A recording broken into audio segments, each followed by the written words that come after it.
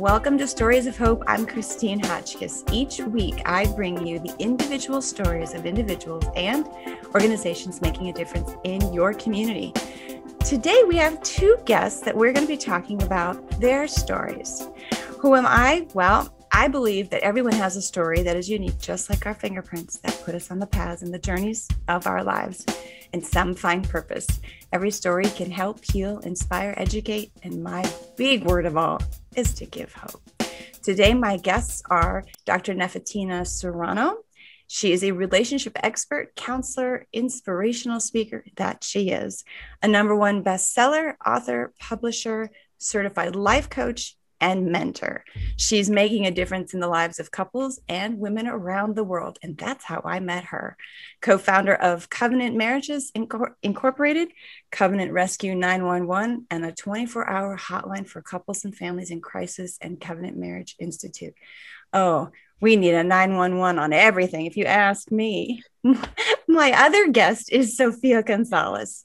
She's a host, a speaker, a podcast host, and a brand personality, brand and business strategist. Oh, we need that with the way we've had to change our businesses. Sofia is the founder of Passionista. I think I may have said that correctly. I'm not quite sure. And the Purpose, Passion, Profit Summit. She helps establish CEOs elevate their passion and make profit through the personal branding and marketing implementation through co-ownership of her growth agency called Affluence Media Agency. I have to say that was a lot to say. And with both of these ladies having experience and all the things we've just been through in the 2020 and 2021 year and however it goes forward, I want to welcome you both. Please help me welcome my guests today, Nephetina and Sofia. Hello, ladies. Hello. I feel like I'm in a room full of a lot of energy and a lot of knowledge. So recently I was asked by Nephetina to be one of her co-authors, and there are 33 of us in a book titled Rise Up, Women Who Lead Building Legacy. Now, the word legacy is such a powerful word, and we're only here for however long. I don't want to say a short amount of time because there's some people that live past 100, and there's some that don't live past an hour. So whatever we're doing in our lives is definitely building a legacy. And so I would love for Nephetina to tell me where she came up with this idea, and then I'm going to have her share her story, and then we'll go on from there. Nephetina, please tell me more about where you were inspired for this book. Well, hello, Christine. Hi. So much for having me here tonight. It is a pleasure and joy to be on your show. This book anthology was truly birthed out of my own COVID-19 and pandemic experience with the loss of my youngest brother, who was more than almost 2 decades younger than me. And so he was more like my baby. And with that being said, he died inadvertently from during the time the pandemic just hit. And he was in need of a kidney transplant. And there goes that, right? So Right. I remember there was a moment in time when I just couldn't even, the doctors were making their final last decisions, and I was lying in bed and no one was home but myself. And I literally heard something say, "Rise up." And literally just rose up out of the bed. I called for my husband and he wasn't here, he was at work. Out of that, I went into my prayer. Some people have prayer closets, so I have a whole prayer room. And I went into my prayer room and just began to talk to the Lord and ask him, "What does that mean? What are you saying?" And I heard the verse, "Rise from the ashes, you rise." And it literally just began to speak to my heart. And this book kind of was birthed many, many months later. As you can see, the pandemic started in 2020 and we're in 2021. But when I was going through a bitter moment about my brother's loss, there was another voice that said, "It's time to move forward." And from that, I got this notion to do this book, this anthology. It came out of the series that we started last year. We did a whole series last year on Rise Up. And this was one of the things, that came out of that. It just speaks to the heart of the people that, you know what, no matter what you're going through, from trials to triumph, we rise above it all. Absolutely. So, yeah.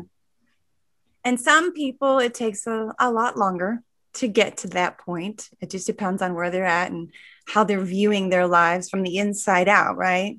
Yeah. And but you chose how many co-authors again? There is 33 co-authors. It's just, I call them change agents. Oh, I like that one because I'm one of them. Yes, these are 33 influential female authors that are in their own right entrepreneurs, women leaders. Some of them are world leaders globally. They do things on a global level. The writers will expound on their pivotal events and their wisdom that they've gained from those events in their journey. What has caused them to rise up from proverbial ashes that they may have gone through, whatever their trial and their tribulation was in life. And it gives us a shift into leading and building legacy, because legacy is not just only about the monetary rewards and gifts that we leave to our family, our friends in this earth. It is really about you. What did you leave in the earth that impacted someone else's life? And that is a great deal and a big part of our legacy that we leave. And so rise up from, whatever your situation, your circumstances is.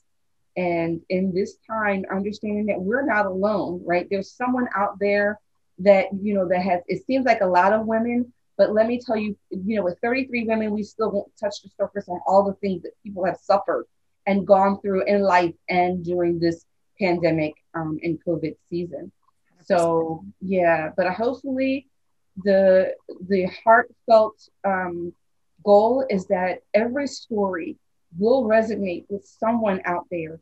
They can find themselves or their neighbor or friend or a sister or, a brother that have gone through something. Absolutely. And that is my foundation and my mission on my podcast.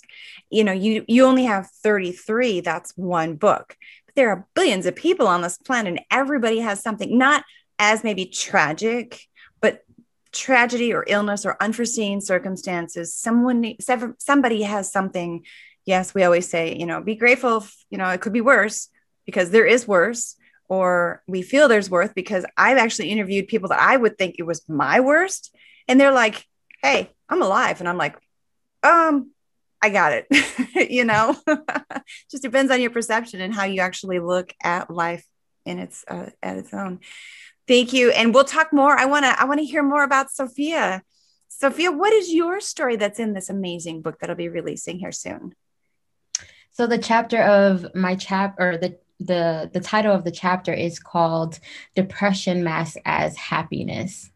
And throughout my life, I've always had a little bit of identity struggles between me having Puerto Rican descent, from me looking African American, then growing up in a Caucasian community, trying to figure out where do I actually fit in. But then along the process, I actually been through some sexual abuses and really figuring out what my worth is. And I found that I didn't really embrace my differences, as well as didn't really quite know my value, because I felt that men sometimes, or the men that I have encountered throughout my time, have treated me like a commodity versus the identity that I know I am in Christ. And so I talk about a little bit about my journey and how I have learned to embrace who I am and claim my identity in Christ. Wow. And, as women, we're constantly trying to figure out, we have so many different hats we have to wear. So we're trying to figure out where we're supposed to fit at whatever time that we're needed to fit in. Right. Mm-hmm. And we are all aware of how the 2020 year, I'm going to say, and I've said several times, exploded a lot of stuff. And there were some blessings in that stuff too. And you brought up something that I took right away when you talked about the different ethnicities and being raised. And I was like, wow, you want to talk about diversity and confusion. You shared was confusion as opposed to, and you said this word too, embracing. This is Sophia. It's not the color of her skin. This is Sophia, the soul, the woman in Christ inside. And I love that you said that, because we do look at one another, and women are good for this, to look at someone and make a judgment right away, consciously or unconsciously. And that's one thing I don't like, but it does happen. But it's up to us to decide whether that's something we should go forward with, which absolutely should not be. But you had talked about how you sound like you got stuck, but now you embrace yourself, and you embrace yourself because of Christ. Is that right? Correct.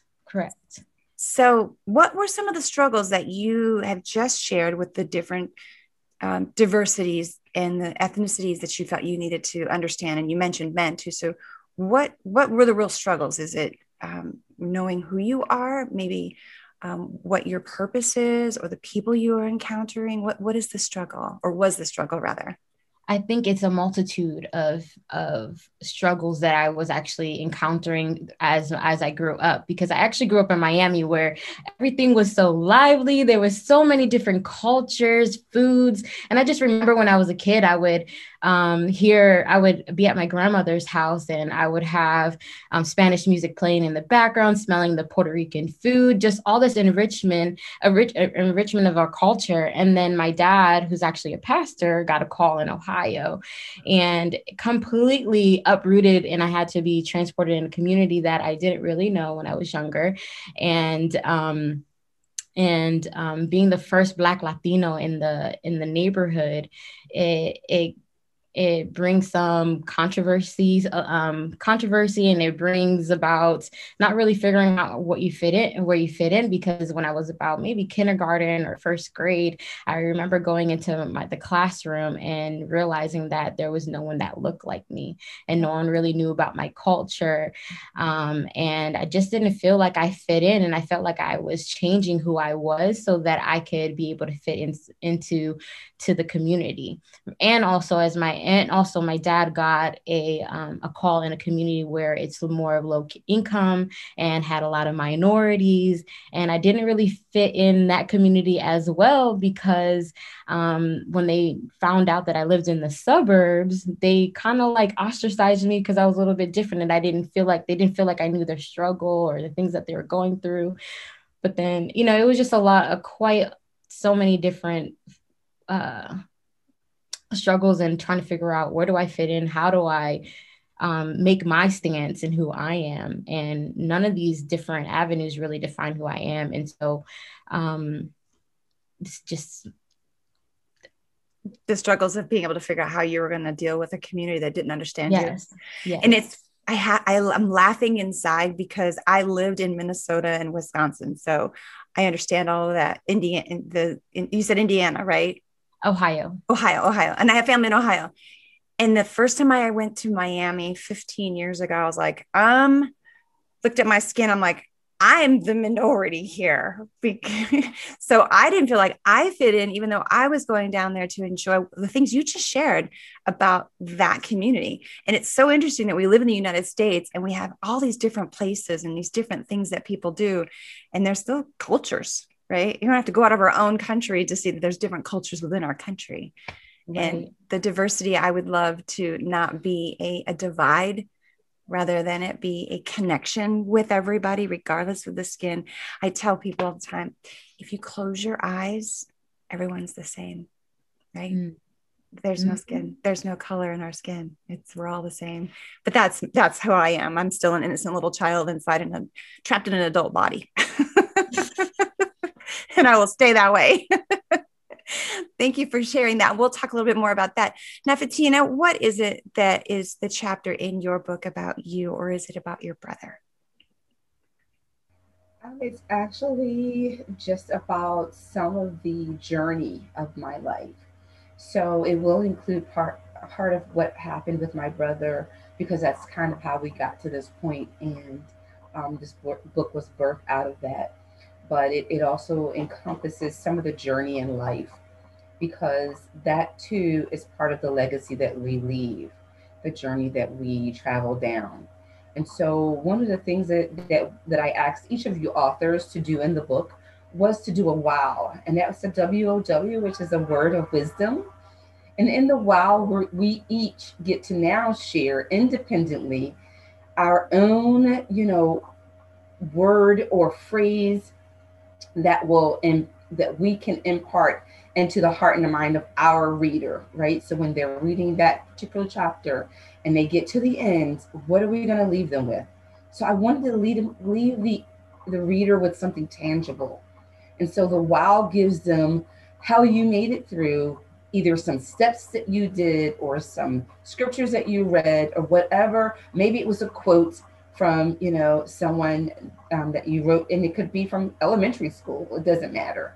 But if it got you through life and it was something that you held on to, and whenever the road got tough, you could revert back to this wow word of wisdom, and it could encourage, uplift, and inspire you to rise above and move forward, then I wanted each woman to be able to share that piece of their heart with the reader. So I'm just excited. I know these stories are amazing. They're personal stories, and so that makes them even more impactful.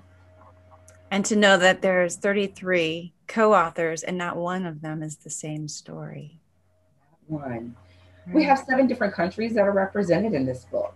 Oh, okay. So, from our Latino continents of Brazil, we have Puerto Rico, we have Korea, we have so many different people from different walks of life. We have Trinidad, we have our Trinidadian sisters, Haitian, Nigeria, Guyanan, from Guyana, Kenisa Wardu. So there's so many different ethnicities and ethnic cultures that are represented in this book that I feel it's a piece of the world wrapped into this book. And so, we're just excited about that we were chosen to birth this out and to be a part of history making, because I believe that it will be a part of history making.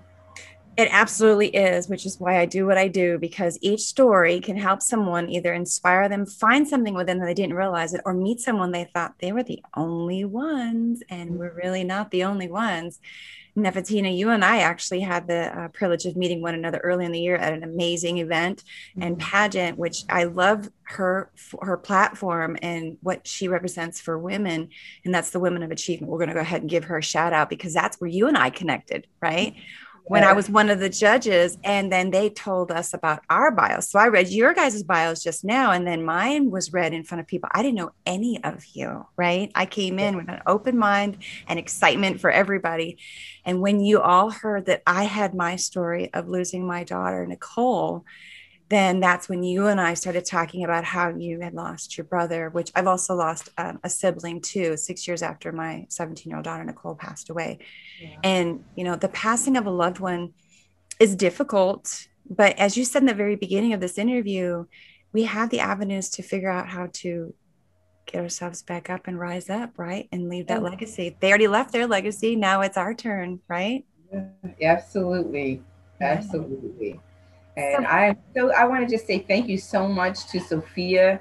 It takes a lot of bravery to come forth and share your personal story.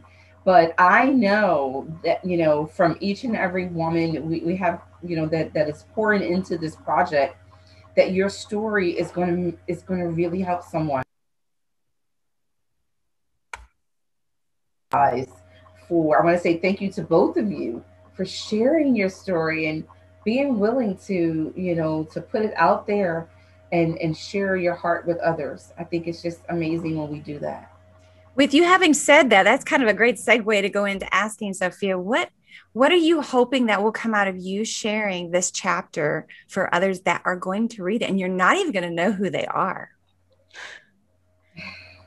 I would say I really would like them to really know that everyone has insecurities. Everyone has a past, and that that we've all gone through so many various of traumas. There's the wounds that we are wanting to heal from, and that they're not alone, and that they're not their past mistakes. And so in my chapter, I go through a process of unmasking yourself. And so the chapter is called Depression Masked as Happiness. And throughout the chapter, I go through steps of how I went through surrendering the pain that I've been through, the traumas that I've been through, and how I was able to really claim who I was and where do I want to go, and claiming what God says about me.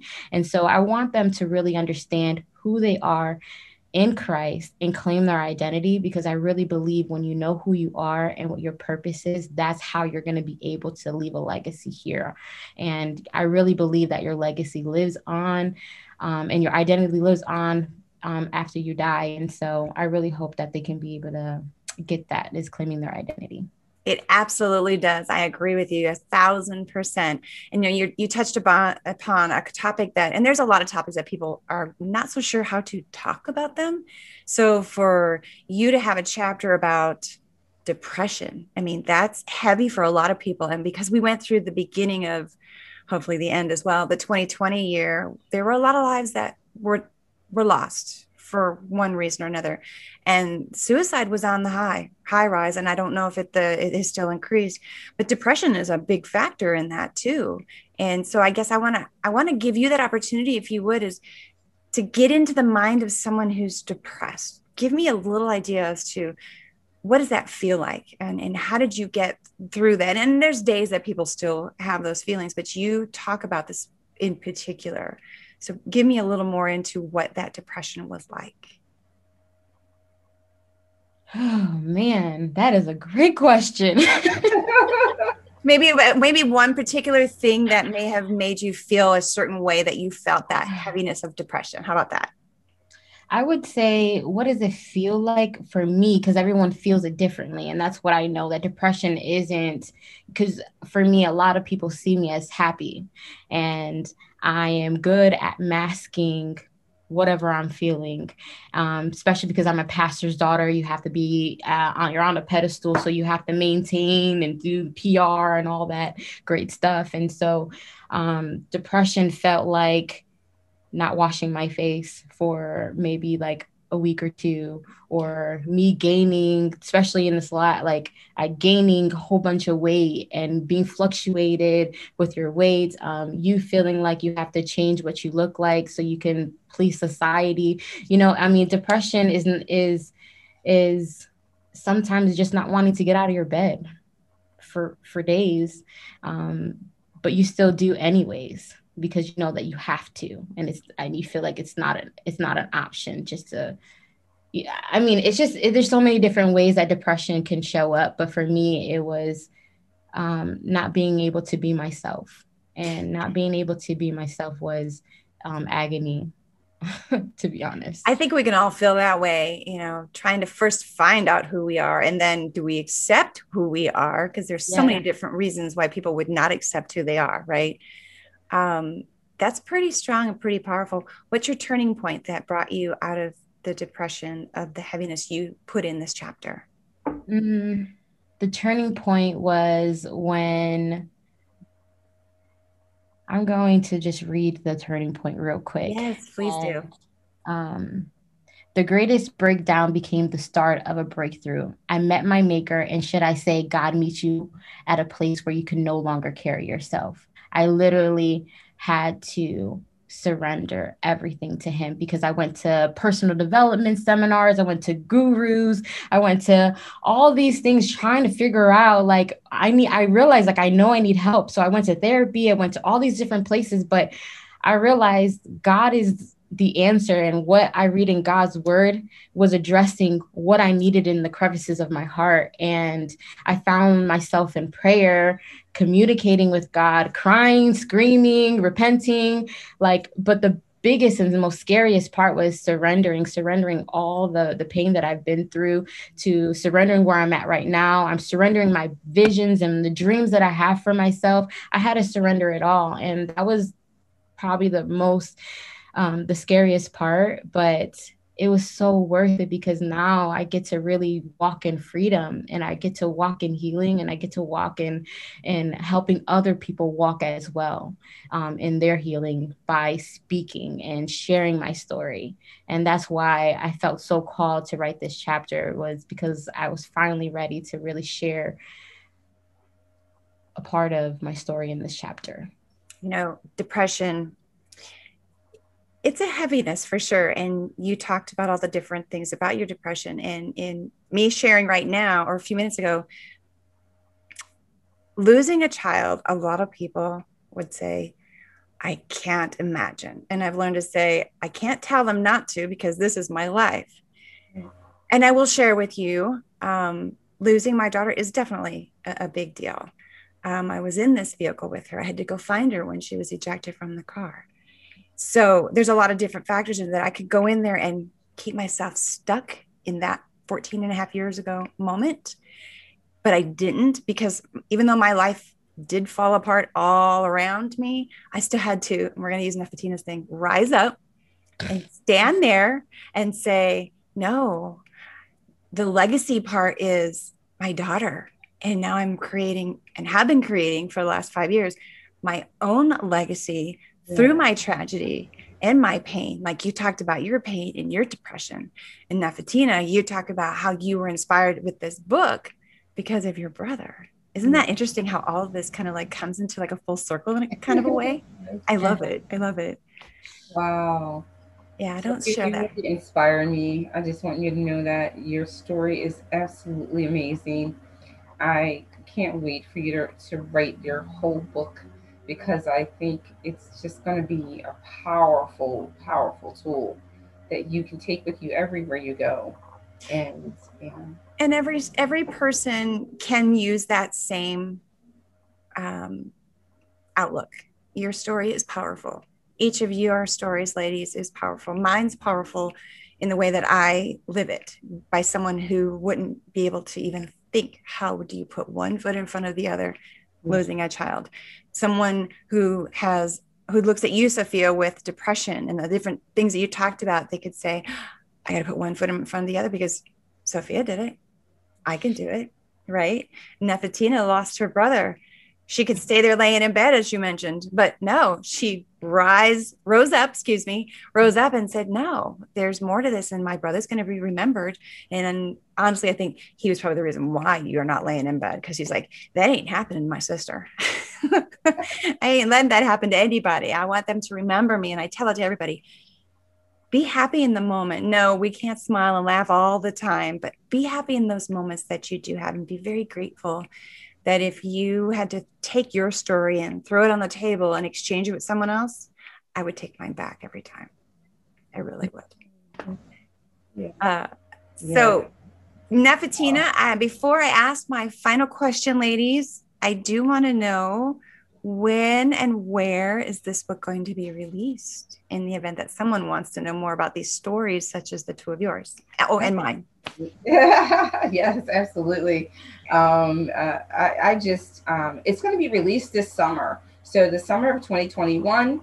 We're not giving it dates because we are still in the process of everything being finalized. But we're really excited that we get to choose our covers this week. And so that is a great, big excitement for me. Even now, with having had surgery just a few days ago and understanding, life is so precious. We really have to live every moment as if it's our last one, and embrace the time that we have here in this earth. And so I just thank you so much, Christine, for allowing us an opportunity to share with you a little bit about our stories today, and for you yielding a yes to this project. I know it's going to be so amazing. And I know that was a little bit of a pull for you. But I'm always in so for something. you said yes. I'm in for an adventure that's going to, and you mentioned it, Sophia, when you went to like the self-help things. I'm like, if you just put yourself out there, you don't realize how much more you're building on yourself too. And you don't have to pay to go to a program. You're sitting here with me for free, sharing your story, and anyone else that picks up that book is going to go, oh my gosh, this is amazing. And you know what? Me too. or I know someone that has hey, you need to hear this because you'll be okay. Right. Yeah. Yeah, Oh, we're also looking forward to having a copy of this book done in audio as well. okay. So I have a couple of people that we're reaching out to. I'm really excited because I know that audio version is going to be live. Especially the way we live, right? We're either in our cars or sitting in front of our computers trying to work and do everything all at the same time because everything is pulling on us. But we want to get that little bit of, reading in. You're like, oh, I can't read, I don't have time, but I'll listen to it. So I think it's a great idea because I'm one of those people always on the go and I want to be able to hear more and I don't have time to stop and read. Yeah. So I have one final question, ladies. It has nothing to do with your chapter. Well, I guess it kind of does, but I love asking this question. One, it makes me be able to understand people better when I meet them, even if it's just in passing or for a short time. We've heard the phrase, people come in your life for a reason, season, or a lifetime, right?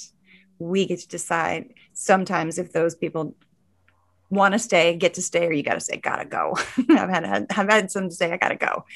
And it also allows me, who I'm always, always, always wanting to be a better person than I was yesterday. And so when I ask this question, I love hearing the response. And of all the hundreds of people I have asked this question to, none of it has been cliche-ish and no one has answered it the same way. So I'm looking forward to hearing your guys' response to my question. So are you ready for this big question? Yes. I know. Drum roll, please. Okay. So Nephetina, we're going to start with you. What message would you like to leave everyone based on your journey of life? My message is defeat is not an option. Ooh. So I want you to know that no matter where you are in life, what you're going through, what you have overcome already, there is victory on the other side of through. So hold on. There is a light. Just look a little harder and breathe a little deeper. You will get through it, and this too shall pass. Oh, that it does. That it does. Sophia, what message would you like to leave based on your journey of your life?